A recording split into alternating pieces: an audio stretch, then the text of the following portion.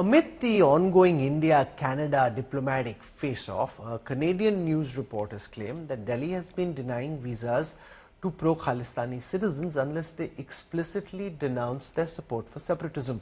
A Canadian media outfit has labelled this as foreign interference. But remember, this action is within India's rights given the growing concerns over Khalistani-linked violence and threats. India is actively denying visas to Canadians who embrace the Khalistani cause.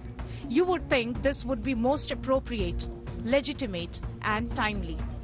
Given the rampant culture of violent threats that Khalistanis have been pointing at India and Indian officials for several years, but Canadian news organization Global News calls it an investigation that has revealed foreign interference. The article, posing as a major expose, reports that India has simply been exercising very reasonable rights of visa denial to people found to be openly embracing a cause that publicly calls for harm against India and Indians, has direct links with Pakistan's ISI, and has demonstrated real-world threats against persons of Indian origin in Canada and the United States over the last few years. As if to suggest coercive and cruel action, the article reports that Canadian Khalistanis were told they would get visas only if they denounced Khalistan and acknowledged India as their country of origin. It is unlikely that any reasonable citizen of either country would consider visa denial on these grounds as a violation of rights.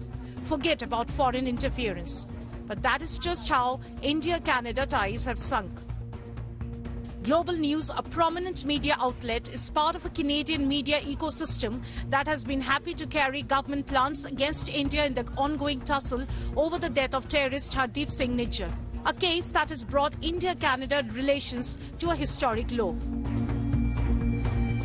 In Canada, some proponents of the Khalistan cause have been associated with hate speech, threats against Indian officials and public glorification of violence, raising legitimate concerns for Indian authorities.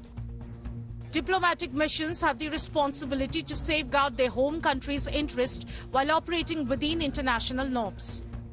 The actions attributed to the Indian consulate conditioning visas on distancing oneself from a separatist movement falls squarely within the realm of legitimate diplomatic practice. Visas are not an entitlement, but a privilege granted at the discretion of the issuing country. For India, the Khalistan issue is not merely a political disagreement, but a matter of sovereignty and security.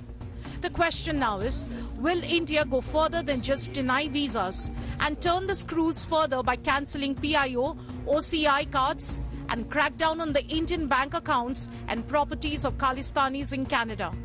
Bureau Report, India Today.